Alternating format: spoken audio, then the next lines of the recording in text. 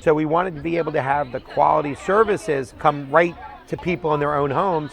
And it's proven to be successful because we've been able to build over 50 vehicles right now servicing all over South Florida. The most important part of what we do is first fostering a culture of belonging and safety and caring.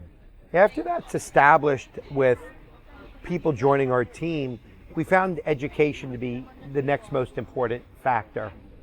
And the education goes, we've built an in-house called Sudsies, Garment Care University, which allows us to do technical training, understanding garment care, quality of every garment, the importance of a garment to its owner, and allows us also to combine that with the customer service experience.